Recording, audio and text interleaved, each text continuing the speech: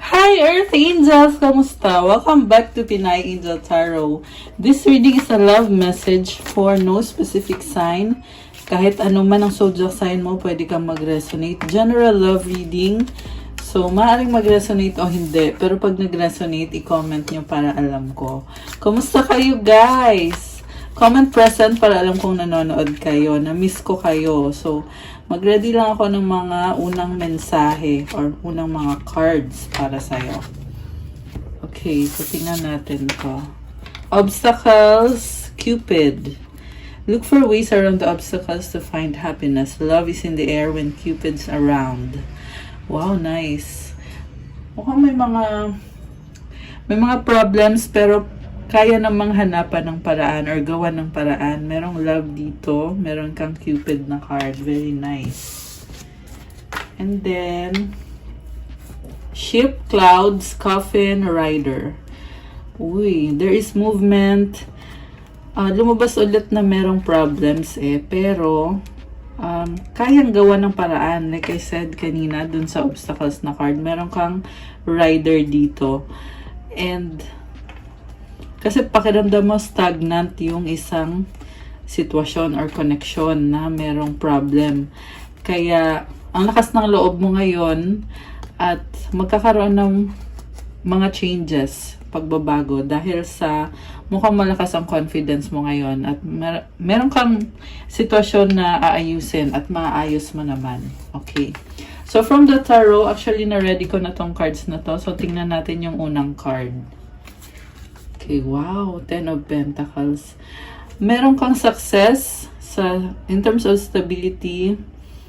Pwede din tong sa bahay or sa finances mo, stability.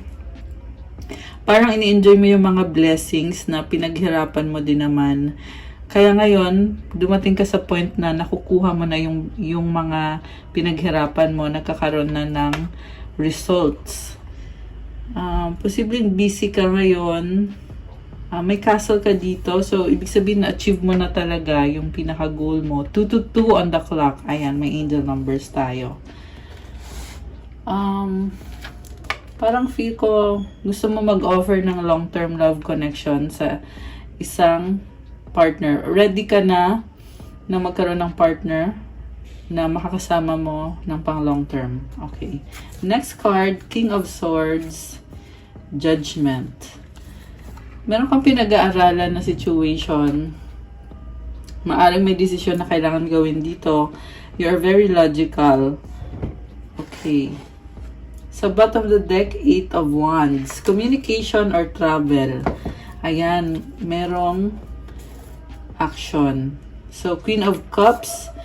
Gusto mo kasi ma-achieve yung happiness mo. Kaya gagawin mo itong effort na to. Page of Cups. Wow, guys. Merong excitement. So, very positive nang nafe-feel mo sa loob mo ngayon na hindi mo din ma-explain kung bakit meron ka niyan. Pero, may gusto kang gawin at gusto mo i-pursue yung love ngayon. Okay? Nakakatuwa. Okay. So, mukhang magkakaroon ng pag-uusap. Kuha tayo ng next card.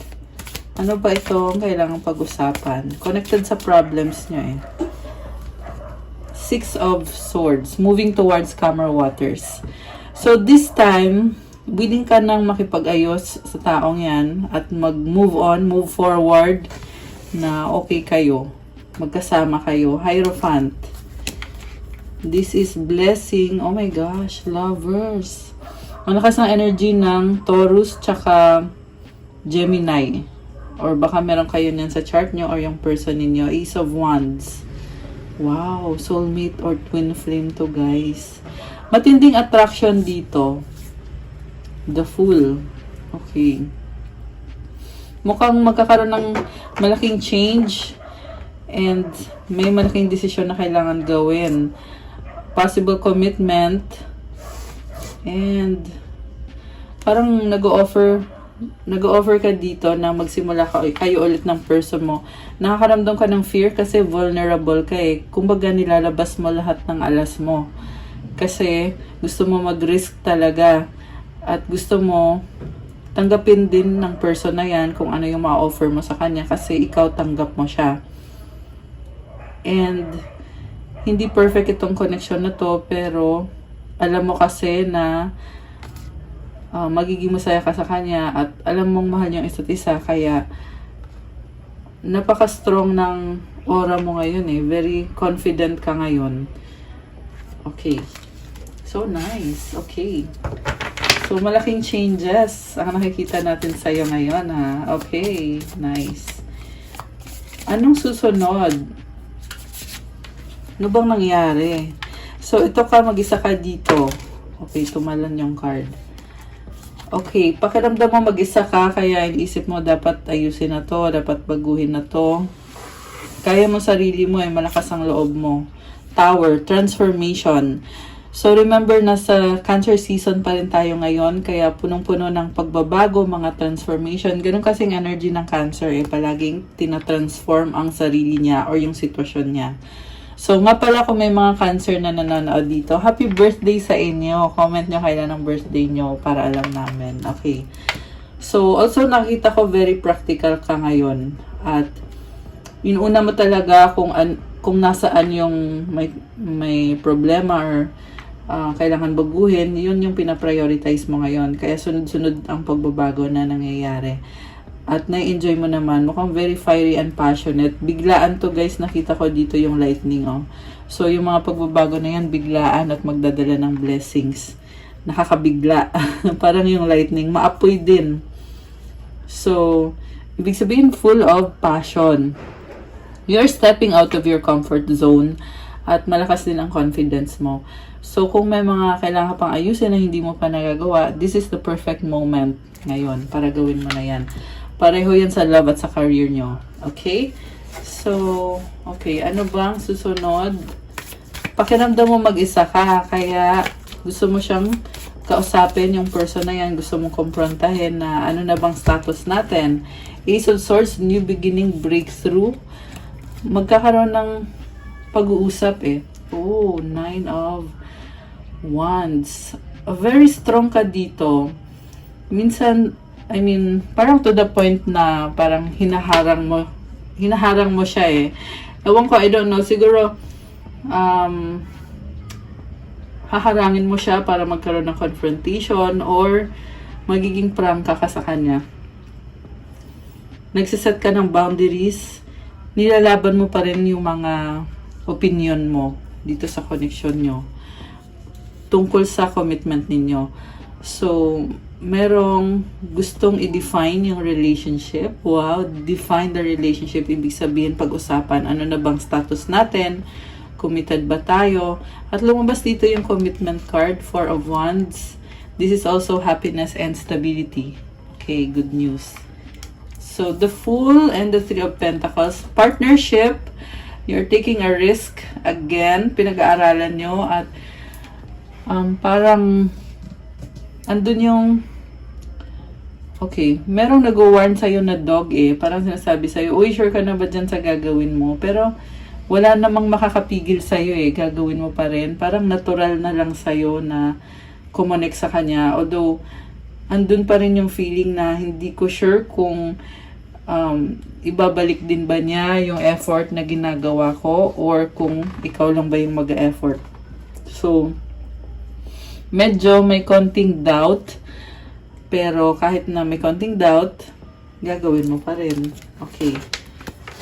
Sa bottom of the deck, Page of Pentacles. Possible na merong magpaparamdam, magsusorry.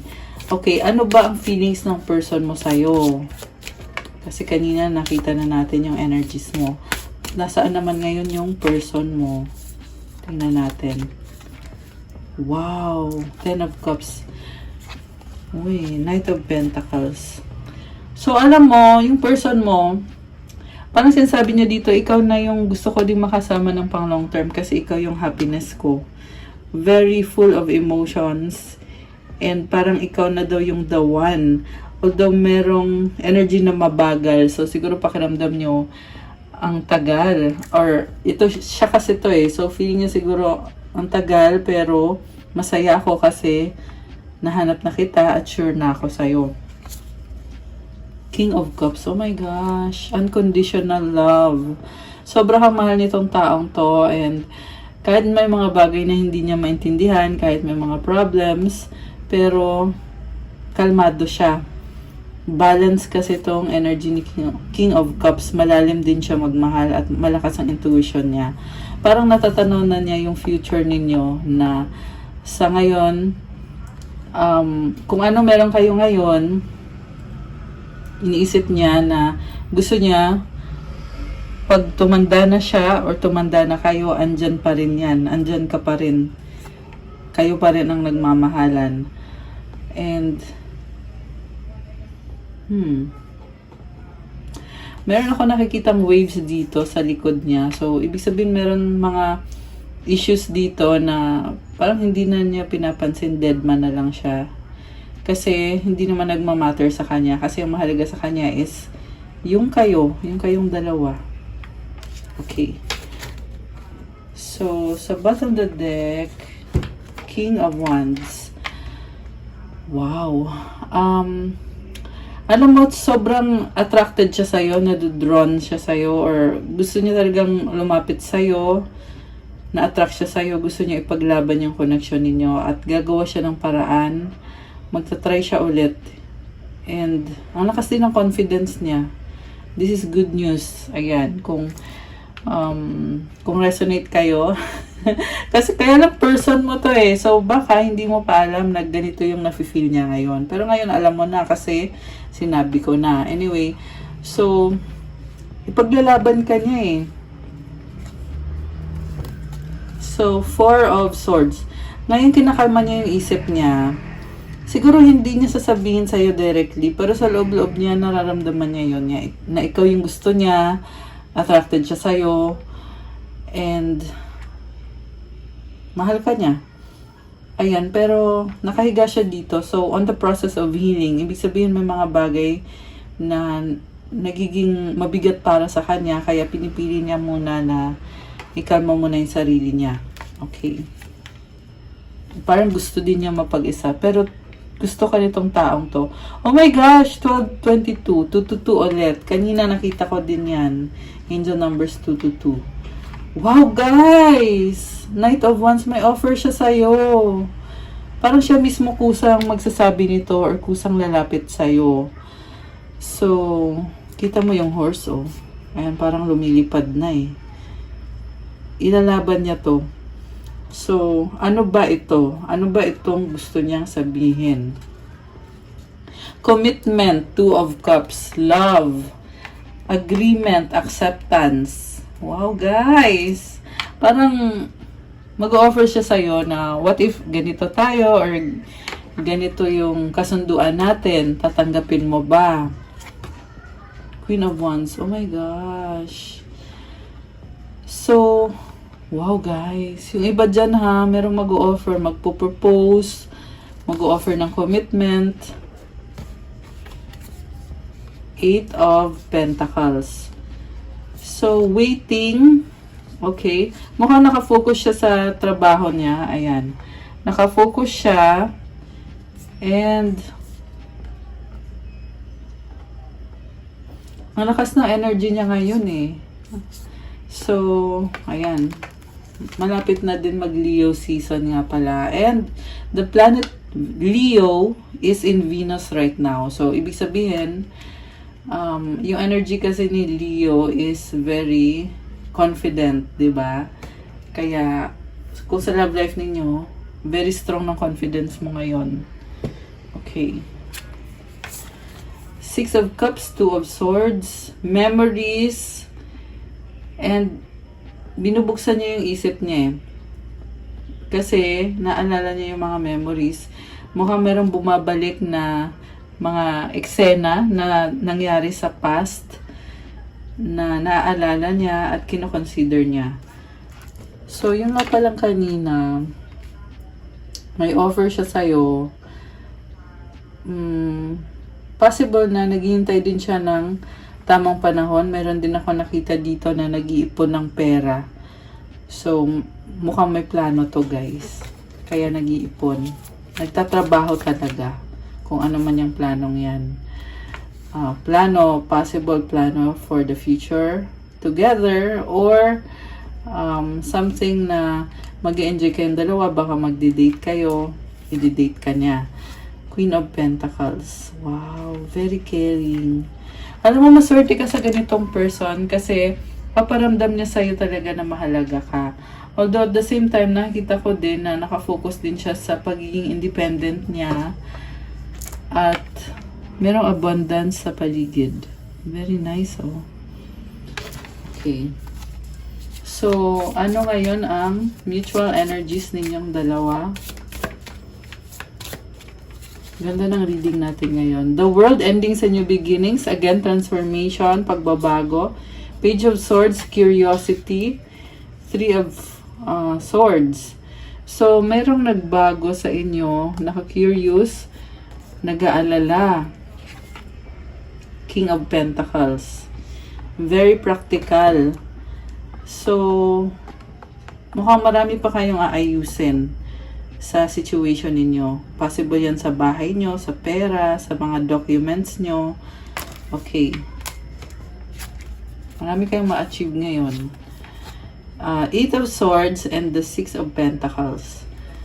Meron ako nakita dito na babalikan yung favor na ginawa sa'yo dati. Ibabalik niya sa'yo. Or iniisip niya yon na paano kaya ako makakabawi kay ganito. Kasi parang feeling mo hindi sapat yung binibigay niya sa'yo. Kita mo yung breadcrumbs.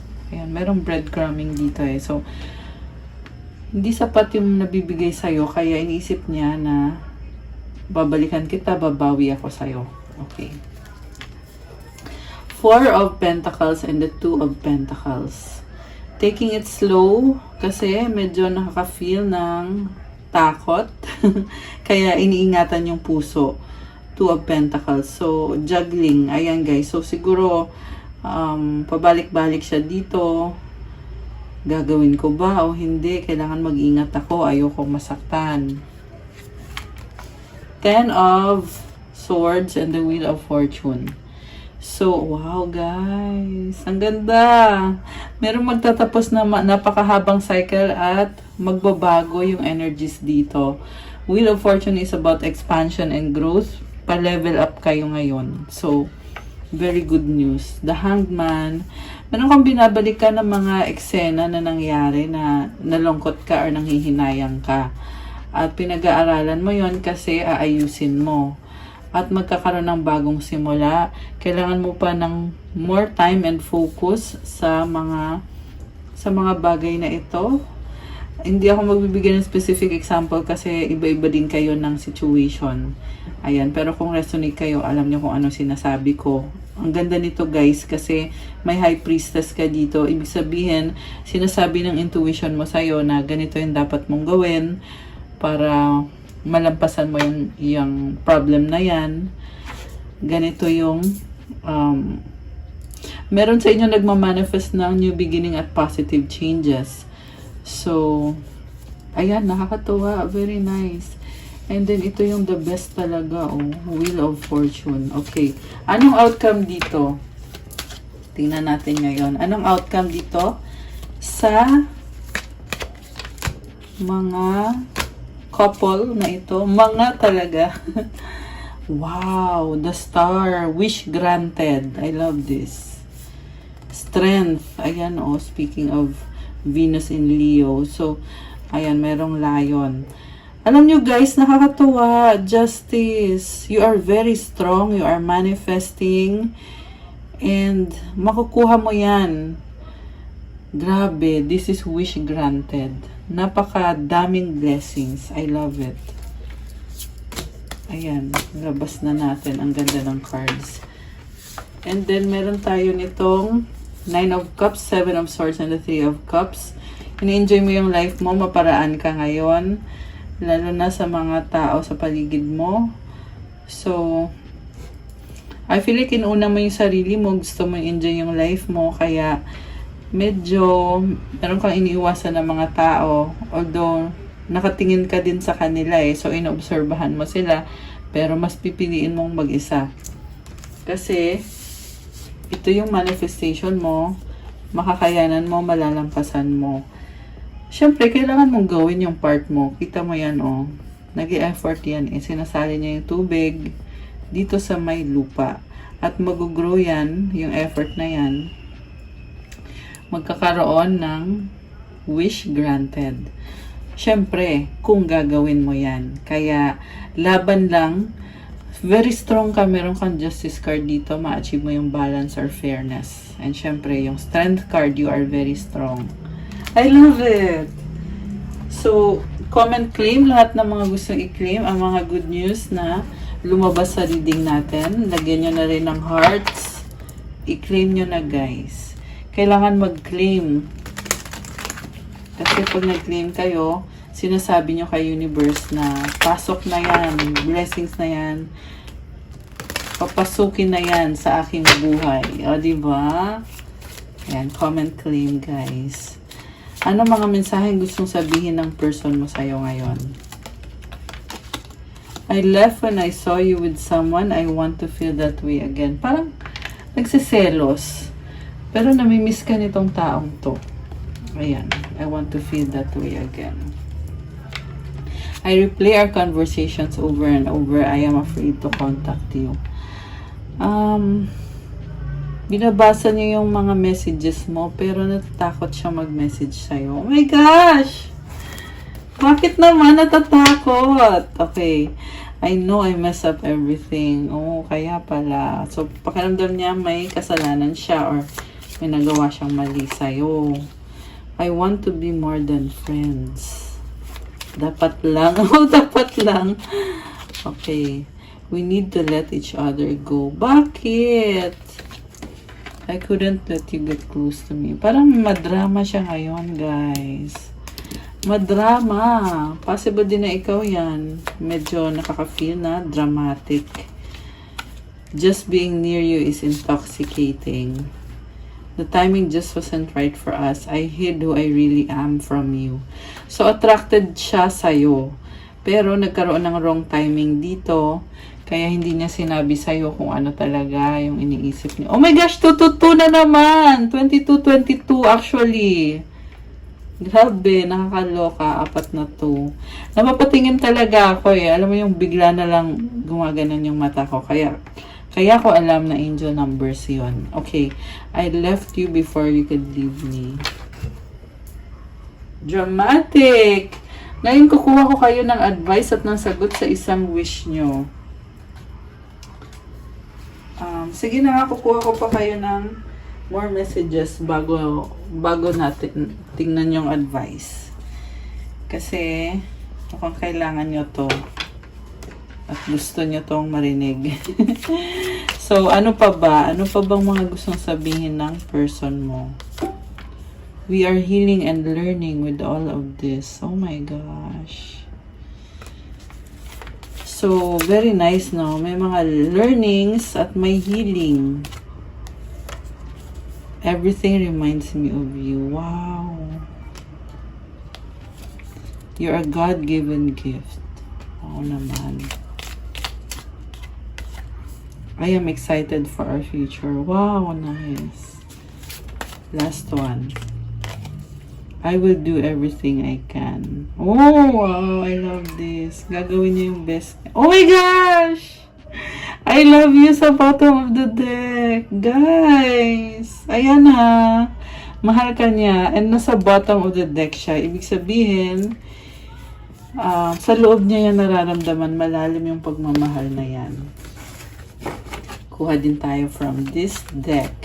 Ano ang mga mensahe na gustong sabihin sa'yo nitong person mo? Oh my gosh, separation. Bakit? Clarify natin. Baka LDR. Hindi ko alam. Ewan. busy. Oh, baka busy. Oh, kaya nakaka-feel kayo na separate kayo or mag-isa kayo. Okay. Ano pa ang mga gustong sabihin niya? Friend zone BFF.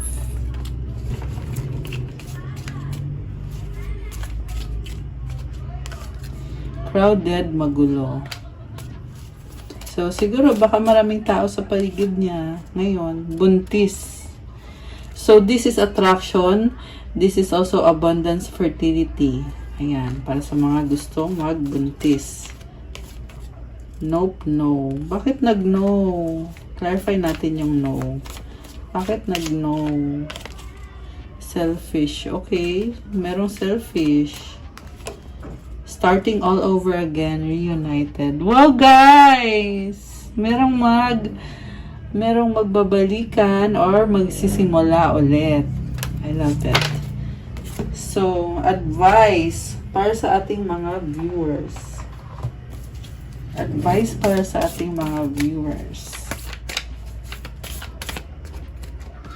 At, eto na, mag-wish na kayo. Isipin nyo na yung wish nyo. Okay, teka. Ang daming gustong lumabas na cards. Okay, mag-wish na kayo, guys.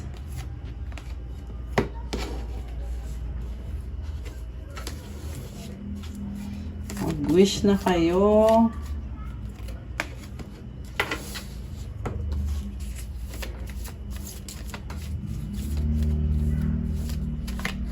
Ready na ba kayo na buksan natin ang sagot sa wish nyo? Comment ready now at bubuksan na natin ito. Ayan. Okay. Comment ready. So, bubuksan ko na din agad. Okay? Ang sagot sa wish mo ay... Ano kaya? Don't stop. Ibig sabihin may gagawin ka. Okay, don't stop daw ang sagot. At kung kailan mangyayari ang wish mo, take action. Ayan, may gagawin ka nga. So, confirmed. At kung anong advice sa'yo, look for a sign. Ayan, so, maghanap ka ng sign, huwag kang hihinto, take an action, gumalaw-galaw ka. Ayan yung mga mensahe para sa'yo. So, hindi siya nag-yes, hindi rin siya nag-no. Pero pag sinabing don't stop, ibig sabihin, mukhang marami kang maa-achieve. Kasi, sinasabi sa'yo na gawin mo yung kailangan mong gawin. Take action. Ayan. So, it's still a good answer. I love it. And, ang advice naman, loneliness. Oh my gosh, bakit naman loneliness? Charot. Okay, basahin natin. When you stop fearing your aloneness, you stop settling for less than you deserve. May I embrace and love my solitude, and that's when kindred spirits can finally come. So, wag ka daw matakot mag-isa. Kasi kung hindi ka natatakot mag-isa, aantayin mo kung ano yung deserve mo. And i-enjoy mo daw yung pagiging independent mo or yung solitude mo.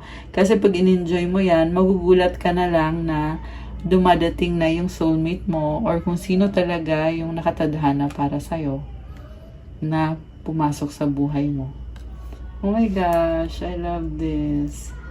Ayan guys ha, stop fearing your aloneness. I-embrace at i-enjoy mo yung solitude mo. Solitude is a blessing kasi nagagawa mo kung ano yung kailangan mong gawin para maayos mo yung buhay mo, yung sarili mo, yung career mo, yung finances mo, at kung ano-ano pa.